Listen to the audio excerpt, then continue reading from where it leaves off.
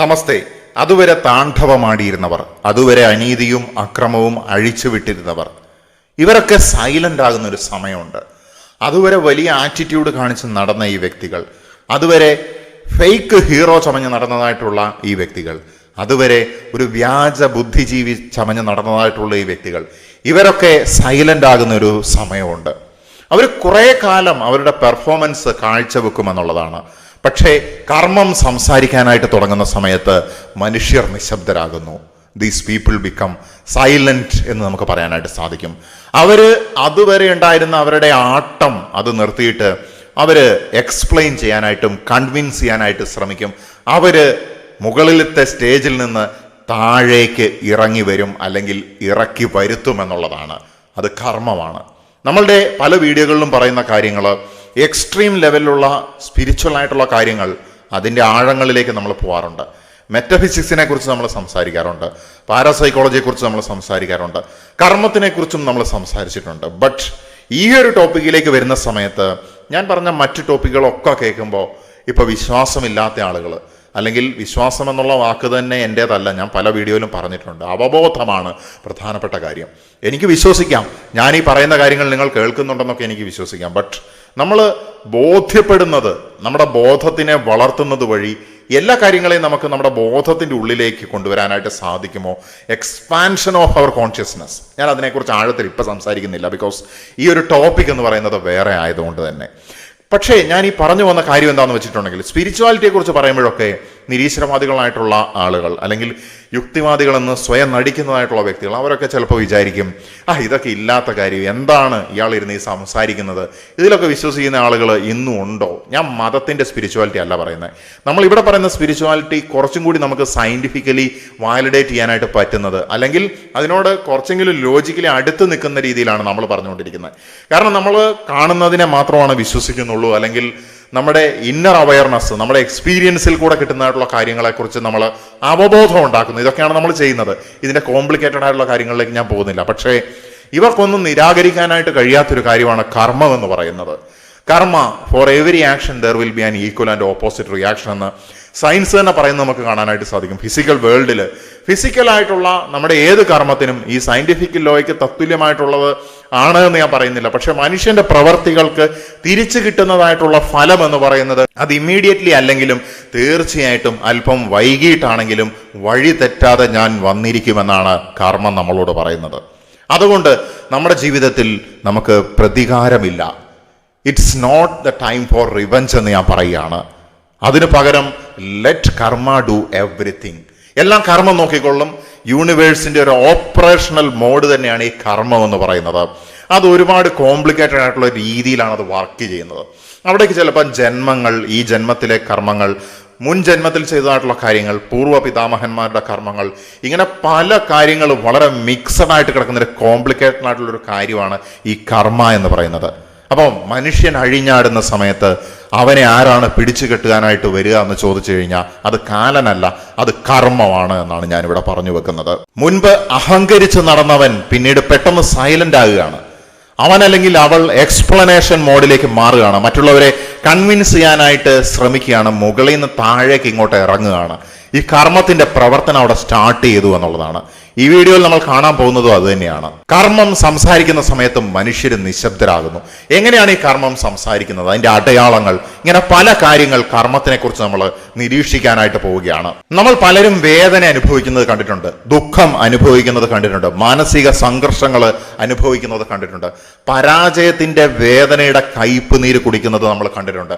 ഒരുപാട് വീർപ്പുമുട്ടലുകൾ, സഫറിങ്സ് ഒക്കെ മനുഷ്യൻ കടന്നു പോകുന്നത് നമ്മൾ കാണാറുണ്ട്.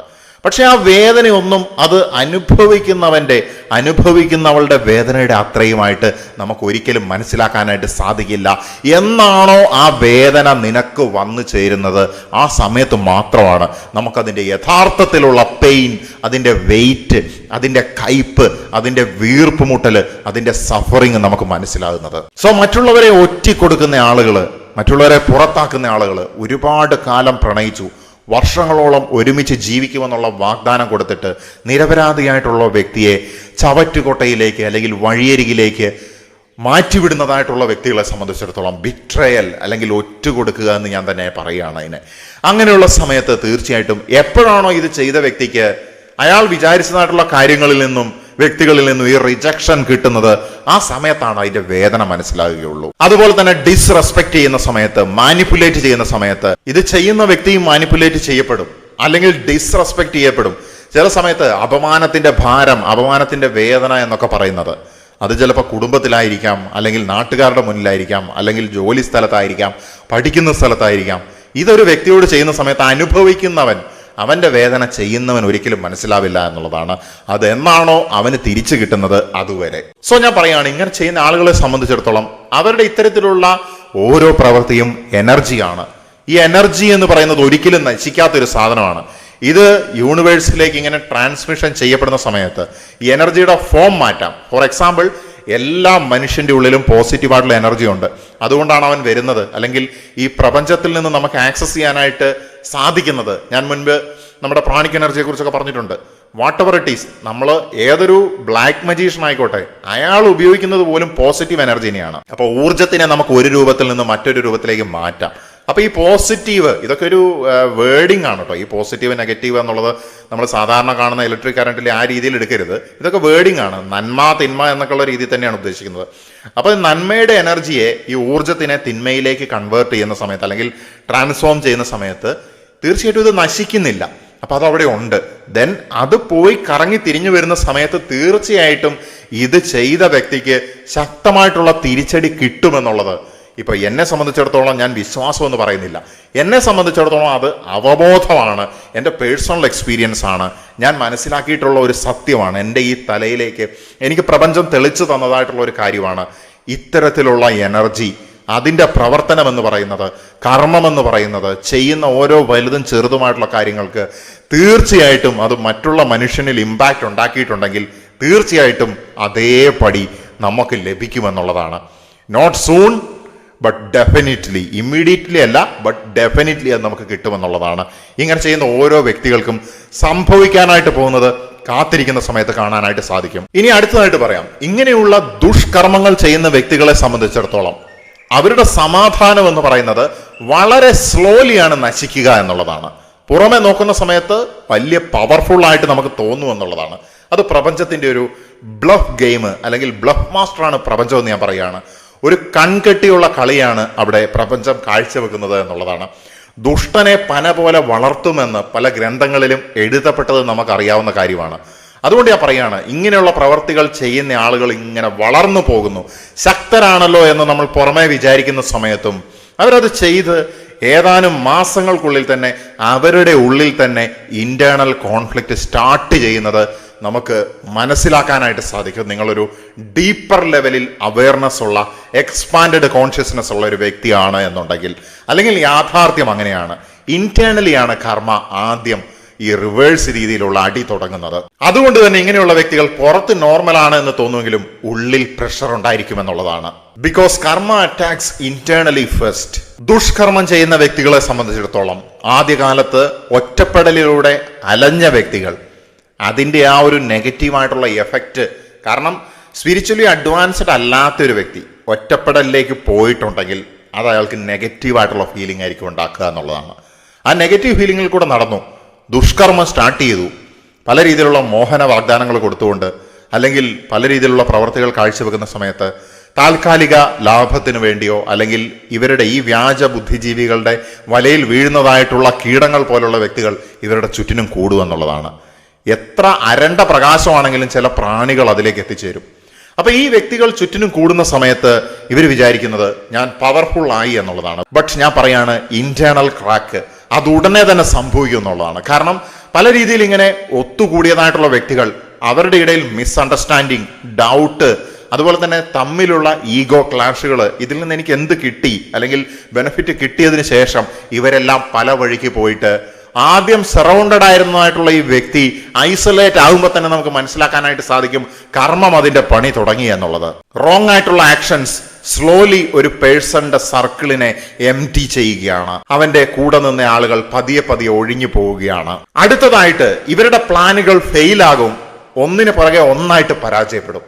നീതിമാനായിട്ടുള്ള വ്യക്തിയെ അറ്റാക്ക് ചെയ്യാനായിട്ടും കുടുക്കാനായിട്ടും ഇവര് എത്രമാത്രം ശ്രമിക്കുന്നുണ്ടോ അതിനനുസരിച്ച് അതിശക്തമായിട്ടുള്ള തിരിച്ചടികൾ ഇത്തരത്തിലുള്ള നുണയന്മാർക്ക് സംഭവിക്കുമെന്നുള്ളതാണ്. ഇവരുടെ പ്ലാനുകൾ പരാജയപ്പെടുമെന്നുള്ളത് മാത്രമല്ല, അൺനെസസറി ആയിട്ടുള്ള കോംപ്ലിക്കേഷൻസ് ഒരുപാട് അവരുടെ മാർഗത്തിലേക്ക് വരാനായിട്ട് കിടക്കുന്നു. അല്ലെങ്കിൽ കർമ്മത്തിന്റെ ഫലം അത് കൊണ്ടുവന്ന് എത്തിക്കുമെന്നുള്ളതാണ്, വഴി തെറ്റാതെ തന്നെ അല്പം വൈകിട്ടാണെങ്കിലും. മറ്റൊരു തരത്തിൽ പറഞ്ഞിട്ടുണ്ടെങ്കിൽ ലൈഫ് സ്റ്റാർട്ട്സ് റെസിസ്റ്റിംഗ് ദം, അതായത് അവരുടെ ജീവിതത്തിനെ അവർ തന്നെ റെസിസ്റ്റ് ചെയ്യുകയാണ്. ബിക്കോസ് അവർ യൂണിവേഴ്സിന്റെ ആ ഒരു ലോയ്ക്ക് അനുസരിച്ചല്ല പോകുന്നത്, ലോ ഓഫ് അട്രാക്ഷൻ അനുസരിച്ചിട്ടല്ല പോകുന്നത്, ലോ ഓഫ് കർമ്മയ്ക്ക് അനുസരിച്ചിട്ടല്ല പോകുന്നത്.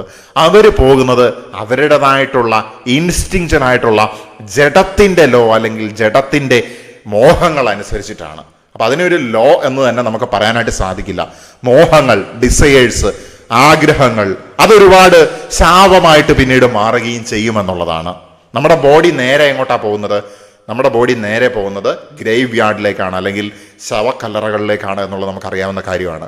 അപ്പം നമ്മുടെ മനസ്സിനെ കണ്ടെത്താൻ സാധിക്കാതെ, ആത്മാവിനെ കണ്ടെത്താൻ സാധിക്കാത്ത വ്യക്തികളെ സംബന്ധിച്ചിടത്തോളം അവർ അവിടെ തീരുന്നത് പോലെയാണ് എന്നുള്ളതാണ്. പിന്നീടുള്ള ലോകത്തിലേക്ക് പ്രവേശിക്കുമ്പം അവർക്ക് ഒരു ക്ലാരിറ്റിയും ഉണ്ടാവില്ല എന്നുള്ളതാണ്. അടുത്തതായിട്ട് കർമ്മം ഇവരുടെ തിരിച്ചടി തുടങ്ങിയതിനുള്ളതിൻ്റെ ഒരു അടയാളം എന്ന് പറയുന്നത്, നിങ്ങൾക്കെതിരെ ദുഷ്കർമ്മം ചെയ്തതായിട്ടുള്ള വ്യക്തികളെ സംബന്ധിച്ചിടത്തോളം അവർ നിങ്ങളെ സദാസമയം നിരീക്ഷിച്ചു കൊണ്ടിരിക്കുമെന്നുള്ളതാണ്. കാരണം നിങ്ങളുടെ കാംനെസ്, നിങ്ങളുടെ സ്റ്റെബിലിറ്റി, നിങ്ങളുടെ കൺസിസ്റ്റൻസി, കാരണം നിങ്ങൾ തകരുന്നില്ലല്ലോ. പല രീതിയിൽ നിങ്ങളെ അറ്റാക്ക് ചെയ്ത് നോക്കി, നിങ്ങൾ ഡിപ്രഷൻ മോഡിലേക്ക് പോകുന്നില്ല. ഇതിനെക്കുറിച്ച് വണ്ടറായിട്ട് ഇവർ നിരന്തരം നിങ്ങളെ ഒബ്സർവ് ചെയ്തുകൊണ്ടിരിക്കും എന്നുള്ളതാണ്. അടുത്തതായിട്ടുള്ള ഈ കർമ്മത്തിന്റെ തിരിച്ചടി സ്റ്റാർട്ട് ചെയ്തതിന്റെ ലക്ഷണം എന്ന് പറയുന്നത്, ഈ കലിയുഗത്തിലെ ജനം വിചാരിക്കുന്നത് ആദ്യം ഒച്ച വെക്കുന്നവന്റെ, ഹൈലി അഗ്രസീവ് ആയവന്റെ പക്ഷത്താണ് ന്യായമെന്നാണ്. പക്ഷേ യഥാർത്ഥത്തിൽ അങ്ങനെയല്ല. ഇത്തരത്തിലുള്ള അക്രമം, അനീതി, കള്ളത്തരങ്ങള്, ഇങ്ങനെയുള്ള പ്രവർത്തികൾ, മാനിപ്പുലേഷൻ ഒക്കെ കാഴ്ചവെക്കുന്ന വ്യക്തികളെ സംബന്ധിച്ചിടത്തോളം ആദ്യം അവർക്ക് വിജയം ഉണ്ടാകുന്നത് പോലെ നമുക്ക് തോന്നുമെന്നുള്ളതാണ്. ബട്ട് സത്യം പുറത്തു വരണമെങ്കിൽ സമയമെടുക്കും. കർമ്മത്തിന് വഴി തെറ്റില്ല, ബട്ട് അത് കൃത്യമായിട്ട് തിരിച്ചടി പ്രവൃത്തി ഉണ്ടാക്കുമെന്നുള്ളതാണ്. അതുകൊണ്ട് ഫേക്ക് ആയിട്ടുള്ള ഇമേജ് ക്രാക്ക് ചെയ്യുമെന്നുള്ളതാണ്. കർമ്മത്തിന് തിരക്കില്ല, പക്ഷെ കൃത്യതയുണ്ട്. അതുകൊണ്ട് നിങ്ങൾ പ്രതികരിക്കാതെ ശാന്തരായിട്ട് നിന്നിട്ടുണ്ടെങ്കിൽ ചില യുദ്ധങ്ങൾ കർമ്മം തന്നെ കൈകാര്യം ചെയ്യും. സോ ഇത് പ്രപഞ്ചത്തിന്റെ ഒരു റൂളാണ്. അതുകൊണ്ട് നമ്മൾ കാലൻ അല്ലെങ്കിൽ മരണം എന്നൊക്കെ പറയുന്നതിനപ്പുറത്തേക്ക് കർമ്മ എന്ന് പറയുന്നതാണ് യഥാർത്ഥത്തിലുള്ള ട്രൂത്ത്. കർമ്മം എന്താണെന്നുള്ളത് നമ്മൾ മനസ്സിലാക്കി കഴിഞ്ഞിട്ടുണ്ടെങ്കിൽ നമുക്ക് പിന്നെ റിവെഞ്ച് ഇല്ല എന്നുള്ളതാണ്. യേശുക്രിസ്തുവിന്റെ ജീവിതത്തിലേക്ക് എടുത്തു നോക്കുക. അദ്ദേഹത്തിന് ഒറ്റി കൊടുത്തതായിട്ടുള്ള യൂദാസിനോട് പോലും അദ്ദേഹം മോശമായിട്ടുള്ള രീതിയിൽ തിരിച്ചടിക്കുന്നില്ല. അപ്പോൾ ആ ചുംബനം അത് ചെയ്യുന്ന സമയത്തും അദ്ദേഹത്തിന് ഉപദ്രവിക്കുമ്പോഴൊക്കെ അദ്ദേഹം പറയുന്നത്, നിങ്ങൾ ചെയ്യുന്നത് എന്താണെന്ന് നിങ്ങൾ അറിയുന്നില്ല. പക്ഷെ പിന്നീട് ഈ വ്യക്തികൾക്കൊക്കെ എന്താണ് സംഭവിച്ചത് എന്നുള്ളത് നമുക്കറിയാവുന്ന കാര്യമാണ്. സോ നിങ്ങൾ കർമ്മത്തിന് വിട്ടുകൊടുക്കുക, പ്രപഞ്ചം ബാക്കി കൈകാര്യം ചെയ്തുകൊള്ളും. പക്ഷേ സെൽഫ് പ്രൊട്ടക്ഷനോട് കൂടി മുന്നോട്ട് പോവുക, ബൗണ്ടറി സെറ്റ് ചെയ്യുക, അസേർട്ടീവ് ആയിരിക്കുക. അപ്പോൾ ഈ കർമ്മം നമുക്കെതിരെ ദുഷ്കർമ്മം ചെയ്തവർക്ക് തിരിച്ചടി കൊടുക്കുന്നത് എങ്ങനെയാണ് എന്നുള്ളതിൻ്റെ കാര്യങ്ങളാണ് ചുരുക്കത്തിൽ പറഞ്ഞത്. തീർച്ചയായിട്ടും ഒരുപാട് കാര്യങ്ങൾ പറയുവാൻ വേണ്ടിയിട്ടുണ്ട്. തുടരുവാൻ വേണ്ടി തന്നെ നിർത്തുകയാണ് ഈ പ്രപഞ്ചത്തിൻ്റെ സന്ദേശം. നമസ്തേ.